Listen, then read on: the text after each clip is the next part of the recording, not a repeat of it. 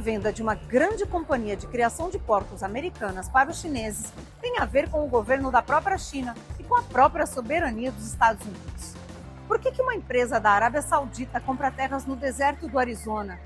E o que isso tem a ver com o fato da Rússia contratar cowboys para trabalhar em fazendas de seu país, em regiões que até pouco tempo, por conta do frio extremo, era impossível de se plantar qualquer coisa? E por que o dono e fundador da Blackwater, polêmica empresa de segurança privada norte-americana, está investindo na facilitação de compras de terras na África? Pois é esse complexo quebra-cabeças que a diretora Gabriela Cowperthwaite tenta montar no polêmico The Grande, ou a Apropriação. Diretora premiada de filmes como Blackfish, de 2013, Gabriela acompanha em A Apropriação o trabalho de Nate Halverson, um respeitado e rigoroso jornalista investigativo, que descobre a verdade por trás do dinheiro, da influência e da lógica que envolvem os esforços secretos para se controlar os recursos mais vitais do planeta, comida e água. Conversamos sobre a apropriação com Gabriela, e ela, que é americana e filha de mãe brasileira, começou nos contando mais sobre o que de fato o filme se trata. It looks like a film about food and water. And what you start realizing is that it's a film about power, and it's a film about inequality. And when you start, my purpose in kind of going, creating and crafting the film, I mean, the reporting was Nate and his team. The investigative reporting was Nate and his team. But the things that I sort of wanted us to focus on, wanted them to kind of focus on, had to do with looking at these cases and realizing that they're very similar.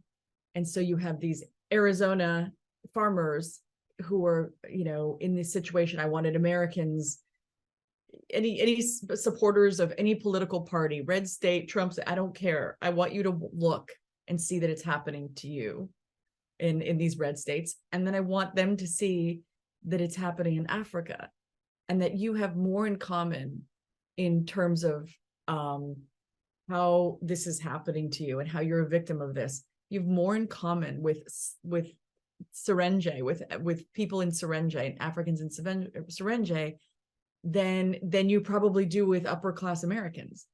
And so it's sort of a cross-cutting across all these lines and these national borders, and looking at just like, wow, when people have power and they have money and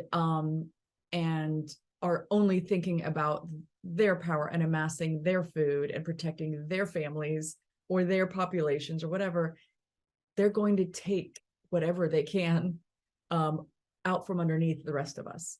And so for me, that was so important to get that message across. And yes, you're exactly right. I mean, it starts with America, and it was very purposeful for me to start with the United States, because I think what happens with audiences is when they watch a movie and they think and they see an African subject matter, they think it has nothing to do with them.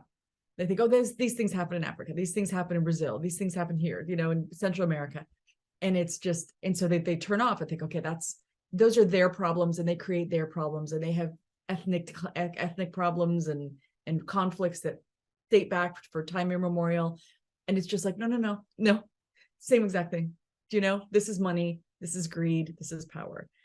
And it's complicated, but it's really tricky. And I totally admire your work, and also Nate's work and all the crew, because dealing with information nowadays is really complex, because there are layers and layers. It's like an onion as well. You take a peel and a peel and a peel. What is this film about? And I think it's about everything. It's about war of narratives. It's food war, water issue, and also international power, politics. How did you manage to organize all this information? And because it's also a film it's a process. It's a film about, I love this kind of films, because I'm also, but I love when we follow your process. You don't deliver us something ready, perfect. Yes. We are flowing with you. You know what I mean? We are investigating with you as audience. Exactly. Exactly. It's very much one thing about the storytelling. I wanted to make sure it didn't look like we had all the answers and we just came out with all these answers, because I think there's a distrust right now in society for, there's a distrust of media. There's a distrust, there's the thing called fake news, where you think, doesn't matter what the source is, you think if it doesn't fit what you want it to fit and say what you want it to say, it must be fake. And so instead of just sort of telling everybody what the problem is, I wanted them to see the investigation. Like for me, this was just, it took us 6 years to make this, and Nate was on it for even longer. He was found that Arizona story before I came on. So it was more like 7 years for him.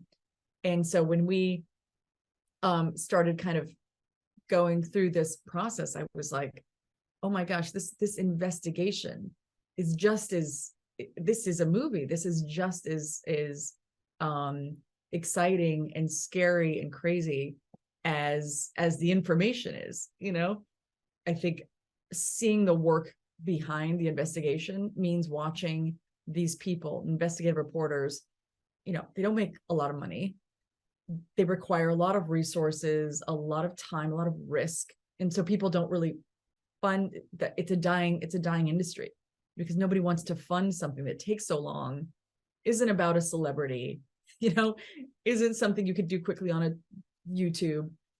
And so I wanted everybody to see, when you plod and you work and you try to uncover it, like, look at what you're going to be able to find. So there's something about investigative reporting I wanted everybody to see. And also I wanted people to get excited. It's just like, okay, what's around the corner, and that's maybe going to keep you watching. Maybe if the information is just so dense and so cerebral and so heady, that maybe you'll just watch because you want to know what's going to happen to these people, and to this crew. So, again, it's a frame of storytelling. It's a genre of storytelling I've always loved. And so I think that informed how I wanted to make the narrative. I want to make it exciting. You're, all of you, under a lot of risk.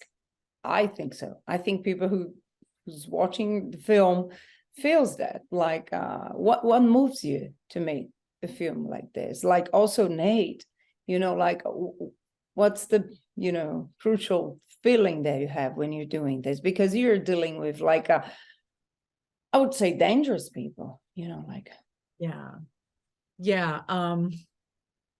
One thing we have going for us is that we think sometimes there's these big, powerful people who will stop at nothing. I mean, they have access to cyber warfare, they have access to warfare, they have access to intelligence and tons of money, and weapons and all that. So we do think that through. I think something that protects us is getting the film out, because once the film is out, if anything happens to anyone on this film, suddenly there's a smoking gun.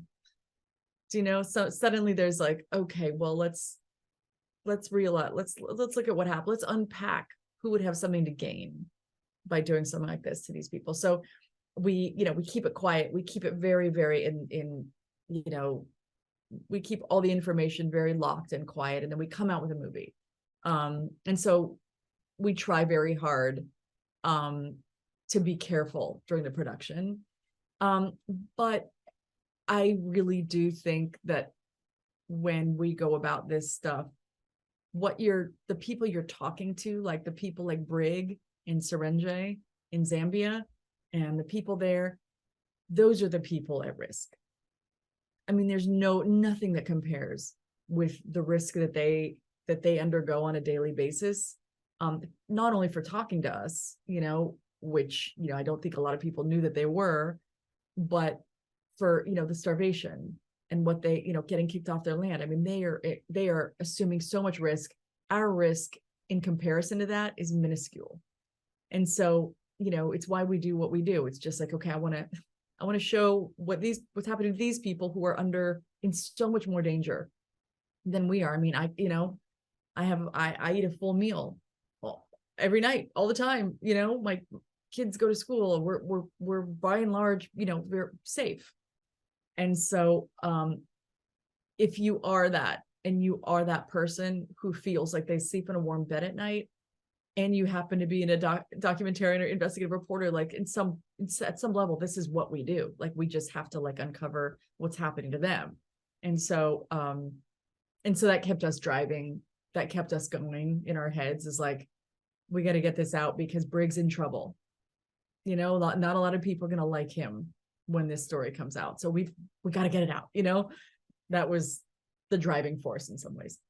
So I'm glad that we're going to show the film here in Brazil. It's a pity that you're not coming. Próxima vez, tem que vir ao Brasil com a família toda. I am so, and then yes, I am estou muito, como você, honorado, Honrado. honrado, mostrar o Grab para o público brasileiro. Eu gostaria de poder estar lá com todos vocês. Meu coração está sempre no Brasil. E obrigado por assistir o filme. Espero que você goste. E eu quero. Yeah, I wish I could be there.